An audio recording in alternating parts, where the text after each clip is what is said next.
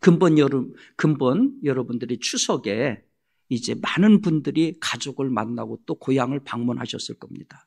그 고향을 찾아갈 적에 무슨 청와대에 대통령 만나러 가는 것처럼 가슴이 설레고 긴장하고 했던 분이 있나요? 하나도 없을 거예요.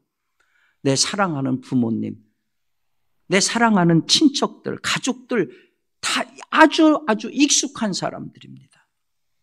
절대로 가슴이 뛸 일도 없고 긴장될 일도 하나도 없습니다. 여러분 가운데 어머님이 생존하신 분은 세계 최고의 음식을 맛보셨을 겁니다. 왜냐하면 세계 최고의 음식은 어머니 손맛이기 때문이죠. 어머니가 진짜로 세계 최고의 요리사인지는 모르겠어요. 그러나 우리는 이미 어머니 손맛에 아주 어려서부터 길들여져 있습니다. 우리 5강 가운데에 가장 보수적인 것이 미각이라고 하잖아요. 그러니까 어려서 어머니로부터 길들여진 그 손맛이 최고 맛있는 음식이 되는 거예요.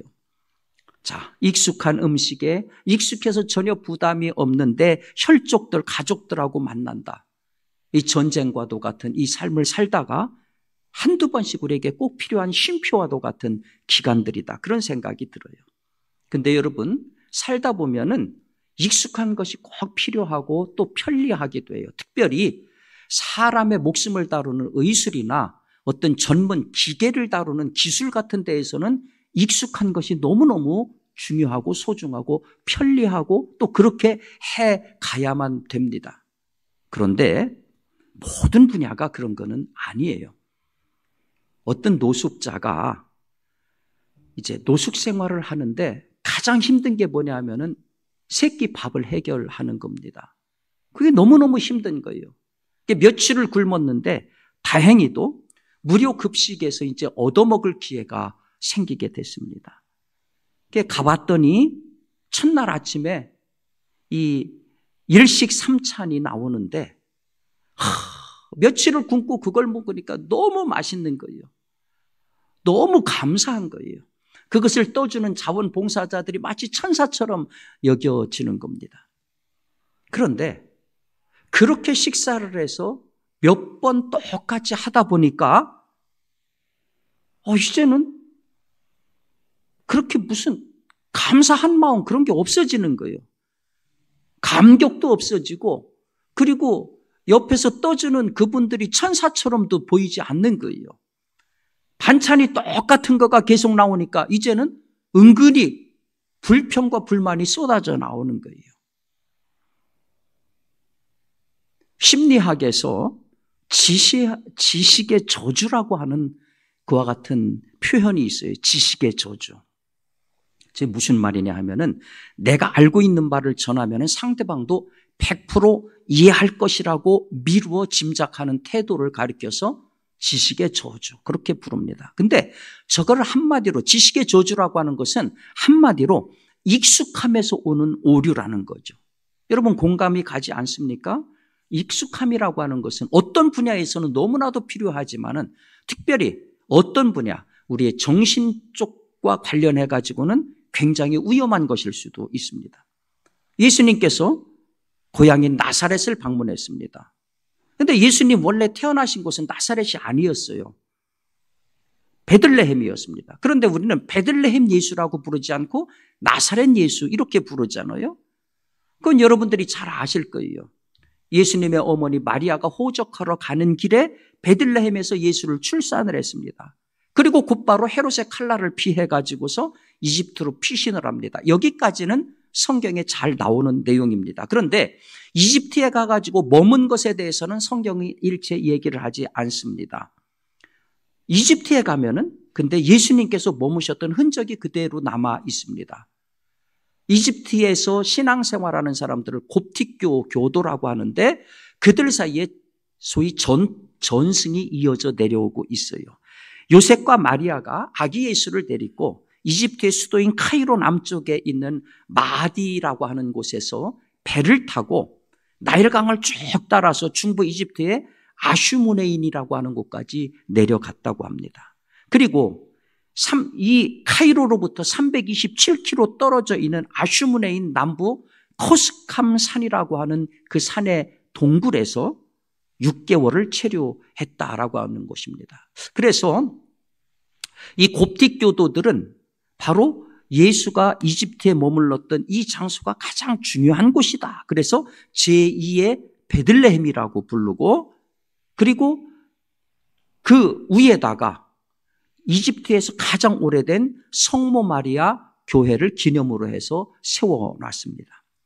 그런 이유로 이집트는 분명히 이슬람 국가임에도 불구하고 이 지역만큼은 전통 이집트의 기독교인 곱틱 교도들이 압도적으로 많은 지역이기도 합니다. 그런 다음에 이제 요셉이 자는 중에 꿈에 천사가 현몽해서 아기 예수와 함께 이스라엘 땅으로 돌아가라. 아기 예수의 목숨을 쫓던 자가 죽었다. 성경에 나오지 않습니까? 그 계시를 따라서 요셉까지 이집트를 떠나왔던 그 피난길을 거슬러서 약 2,000km를 거슬러서 나사렛으로 돌아오게 되는 거죠. 그렇게 돌아와서 예수님이 30세 되던 때까지 나사렛에서 살았던 겁니다. 그래서 예수님을 나사렛 예수 이렇게 부르는 거지요. 이 나사렛이라고 하는 지명은 갈릴리 남부에 위치한 아주 작은 마을입니다.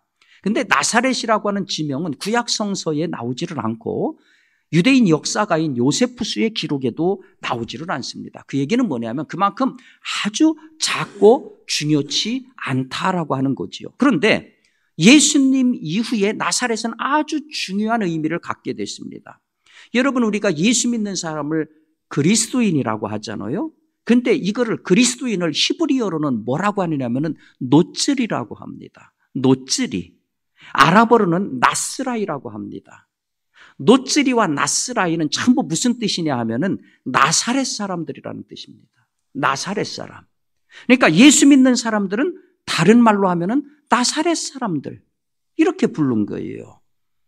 지금도 이 나사렛에는 대략 6만 5천 명 정도가 살고 있는 이스라엘의 중소도시로 그렇게 자리 잡고 있습니다만은 예수님 당시에 나사렛은 인구가 대략 150에서 400명밖에 되지 않는 아주 작은 마을이었습니다. 그리고 역사가들의 연구에 의하면은 예수님의 아버지 요셉과 어머니 마리아의 집도 불과 한 50m 정도밖에 떨어져 있지 않았고 두 사람은 결혼하기 전에도 이미 너무 잘 알고 있었던 사이였다. 그리고 그 마을에 하나뿐인 목수일을 요셉이 했기 때문에 마을 사람들도 이 집안을 너무 잘 기억하고 있었다는 거죠. 여러분 본문을 보세요. 마을 사람들이 예수를 놓고서 이렇게 말하잖아요. 이 사람은 목수의 아들 아니냐? 그 어머니 마리아라고 하는 분이 아니냐? 그 아우들은 야고보와 요셉과 시몬과 유다가 아니냐? 또 그의 누이들은 우리와 모두 같이 살고 있지 않느냐? 그러니까 아예 예수 집안의 내력을 손바닥 보듯이 다 들여다보고 있어요. 너무 친숙하고 너무 익숙한 것이죠. 특별히 이 마을 사람들이 예수를 더 확실하게 기억할 수밖에 없었던 이유가 한 가지 있어요. 당시 남자는 18살에서 24살이 되면 결혼을 했습니다. 여자는 13살에서 14살이 되면 결혼을 했습니다. 그런데 예수님은 30세가 되도록 미혼인 상태에 있었습니다. 더더군다나 요셉 가문의 장남입니다. 이스라엘에서 장남의 위치를 생각하면 30대도록 결혼을 못한다, 안 한다는 것은 거의 있을 수가 없는 일입니다. 그러니 이 보수적인 시골 동네에서 특이하게 예수가 30살이 넘어가도록 미혼인 상태에 있었으니 사람들이 얼마나 입방아에 오르내렸겠습니까? 얼마나 잘 알려졌겠습니까? 그런데 어느 날 그 예수가 호련히 사라져버린 거예요. 그러더니 잠시 후 이상한 소문이 막 들려오는 겁니다. 아, 자네 그 얘기 들어봤어? 뭔 얘기인데? 아, 그 목수 아들 예수 있잖아. 그 30살 되도록 결혼하는 노총각. 아, 잘 알지. 나사렛에서 예수 물으면 간첩이지. 그 예수가 말이야. 지금 저 갈릴리에서 센세이션을 일으키고 있대. 얼마나 많은 사람들을 병자를 고치는지 사람들이 계속 몰려들고 있고, 그리고 얼마나 많은 기적을 베푸는지, 그리고 얼마나 지혜가 출중한지 가는 곳마다 인산인해를 이룬다는 거야. 지금도 여러분들이 이스라엘 가시면은요, 차 렌트해가지고 며칠만 돌면은 이스라엘 다 돌 정도로 이스라엘 자체가 크질 않습니다. 그런데 그 중에서도 바로 나사렛은 갈릴리 옆에 붙어 있거든요.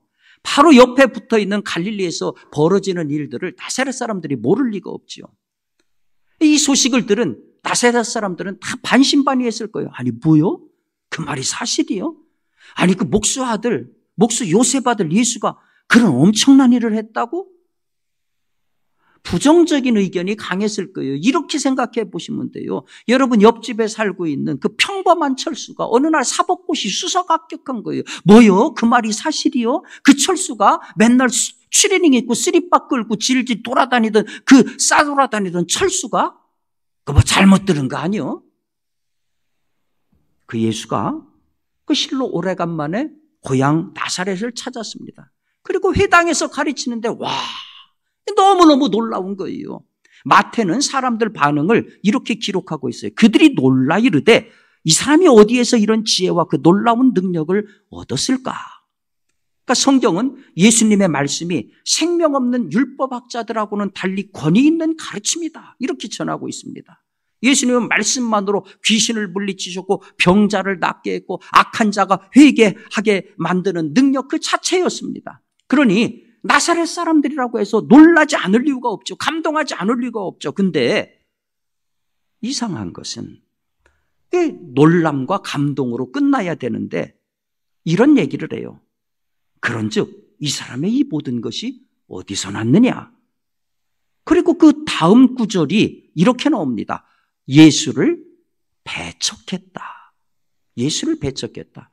여러분 이거 굉장히 엉뚱한 방향 전환 아닙니까? 아니 감동받고 감탄했으면은 놀라운 기적 소식을 들었으면은 그 자체로 멈춰야 되는데 그게 아니고 정반대로 예수를 배척하다니요.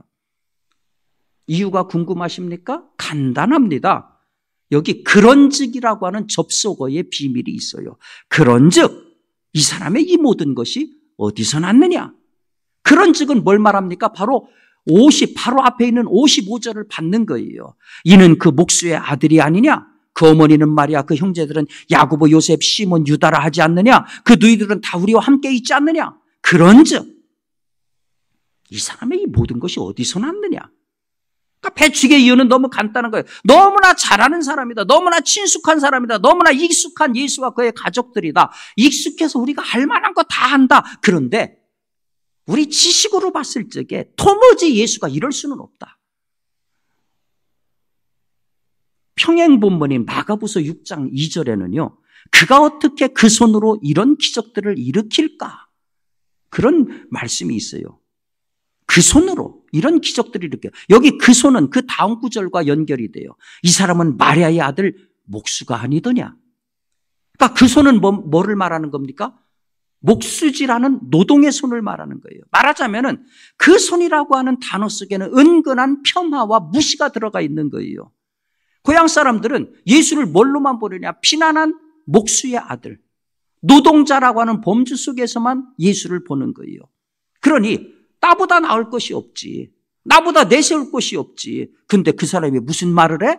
무슨 기적을 해? 에이, 이 말도 안 돼.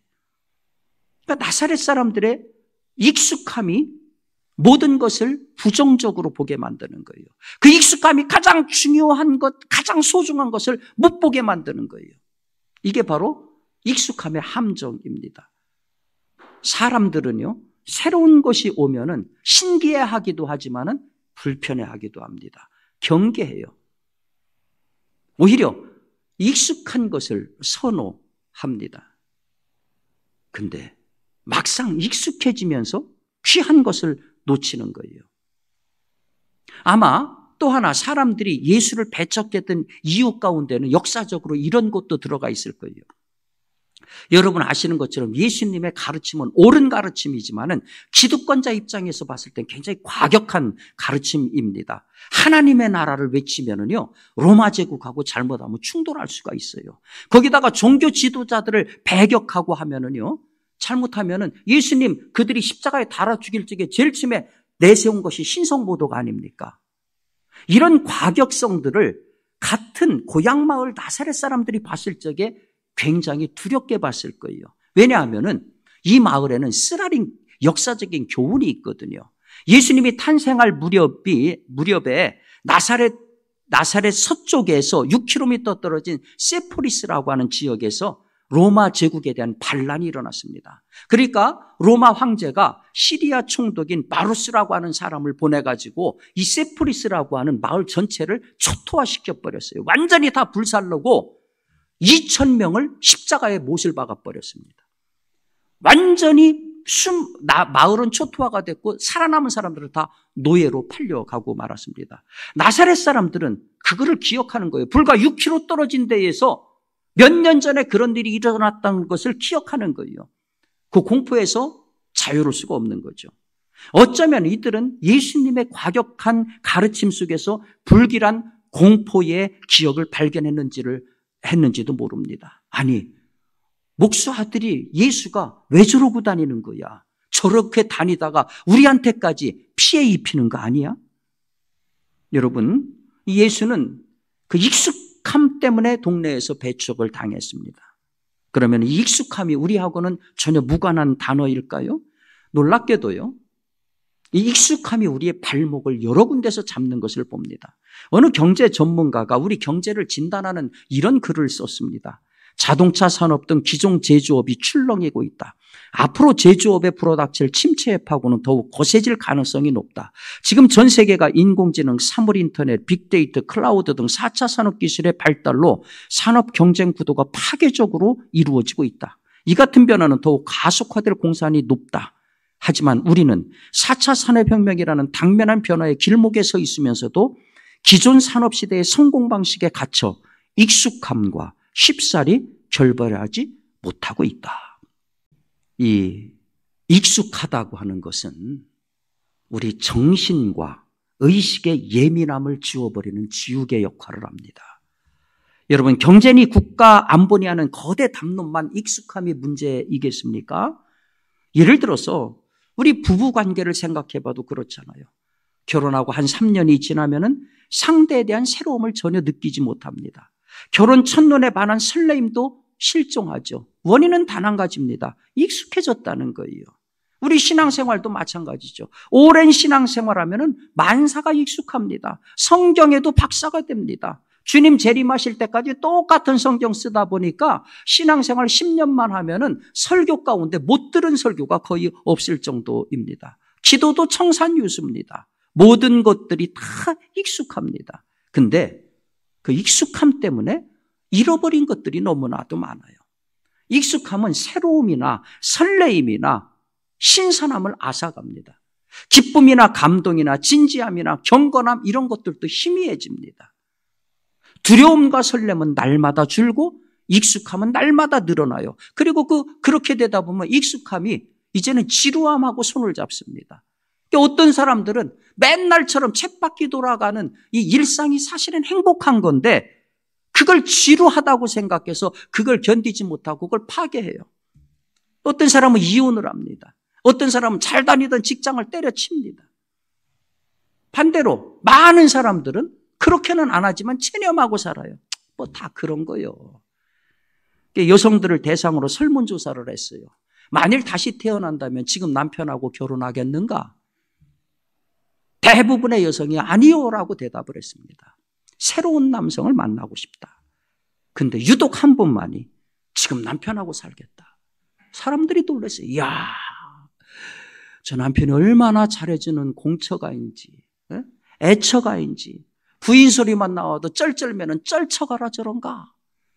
아니야. 속 엄청 썩이는 화상이요. 근데 해 아래 새 것이 없어. 그놈이요. 여러분, 이런 식의 체념이라면 좀 곤란하지요.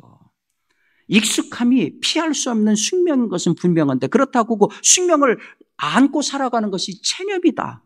그건 비극이에요. 피할 수 없는 익숙함을 안고 살아가야 되는 우리가 이 문제를 어떻게 해결해야 되는가? 여러분, 예수님께서 가나의 혼인잔치 참석하신 기사를 아실 거예요. 포도주가 떨어졌을 적에 그때 예수님 어머님 모친인 마리아가 제자들에게 이런 얘기를 하죠. 너희에게 무슨 말을 하시든지 그대로 해라. 사실 가족만큼 나를 잘하는 사람이 없어요. 근데 가족 중에서도 나를 가장 잘하는 것은 어머니예요. 그런데 예수를 가장 잘 아는 어머니 마리아가 이렇게 말하는 거예요. 너희에게 무슨 말을 하시든지 그대로 해라. 사실은 이 어머니 마리아의 말 속에 이 익숙함이 권태로 변하는 것을 방지할 수 있는 비밀이 숨겨져 있어요. 어머니 마리아는 예수를 잘 아는 사람이지만은 예수는 그때까지 기적을 베푼 일이 한 번도 없었습니다. 그럼에도 불구하고 마리아가 뭐라고 말해요? 너희에게 무슨 말을 하시든지 그대로 해라. 그 얘기는 뭡니까? 예수님이 이 마리아가 예수 아들 예수라고 하는 그 친밀함, 익숙함 이전의 차원에 머물러 있었다 하는 얘기입니다. 처녀 몸으로 예수를 잉태했을 적에 천사로부터 아들을 낳으리니 이름을 예수라 하라. 이는 자기 백성을 죄에서 구원할 자이심이라. 마리아가 그 고지의 내용을 항상 기억하고 있었던 거예요. 그 생생함을 익숙함의 포장지로 싸매지 않는, 그렇기 때문에 마리아는 예수에게서 익숙한 아들 이전에 진정한 구원자 예수를 볼 수 있었던 겁니다. 그래서 이런 얘기를 할 수 있었던 거죠. 맞습니다. 우리가 모든 관계에서 익숙함의 포장지를 뜯어내야 돼요. 하나님하고의 우리 관계에서도요, 익숙함이라고 하는 포장지를 뜯어내야 됩니다. 항상 두려움과 경건한 마음으로 처음 하나님 앞에 섰던 그 떨림과 진지함으로 서야, 그래야 우리 신앙이 사는 거예요. 우리 부부관계도 마찬가지입니다. 익숙함의 포장지를 뜯어내야 내가 진짜 사랑하는 그 사람을 찾을 수가 있어요. 익숙함의 포장지를 뜯어내야 내가 인생을 걸고 사랑했던 그 대상을 다시 발견할 수가 있어요. 가족도 마찬가지예요. 근본 우리가 추석을 맞아서 부모 형제 만났을 적에 익숙함에서 얼마나 편안했습니까? 그런데 그 익숙함 때문에 때로는 부모 형제가 얼마나 소중한 존재인지 민감하게 느끼지 못합니다. 오히려 그 익숙함이 버릇없게 만들어요. 익숙함에서 나와야 가족이 얼마나 소중한지가 보이는 겁니다. 우리 사회생활도 마찬가지예요. 여러분, 사회에서 성공하기를 원하시지요? 익숙함이 주는 안주에서 나와야 돼요. 익숙하고 능숙하고 그래서 아무 문제가 없다고 안심하면 우리는 도태하고 마는 겁니다. 우리 개인의 인격도 마찬가지예요. 지겨운 나를 만나고 싶지 않다면 익숙한 나를 메모차게 거절하고 밀어내야 됩니다. 나를 새롭게 하려면 익숙함하고의 결별을 두려워하지 말아야 돼요. 사랑하는 성도 여러분, 이제 10월 첫 주일입니다. 10월은 한 해로 따지면 익숙함이 절정에 다다른 때입니다. 올해도 다 지나갔네. 익숙함이 체념으로 달려가기에 가장 알맞은 달이 10월입니다. 아닙니다. 지금이야말로 이 익숙함에서 탈출해야 될 때입니다. 체념에서 일어나야 될 때입니다. 우리 신앙의 생사를 보기 위해서 믿음의 용기를 내야 될 때이고, 내가 성장하고 성숙하기 위해서 삶의 용기를 다시 내야 될 때입니다.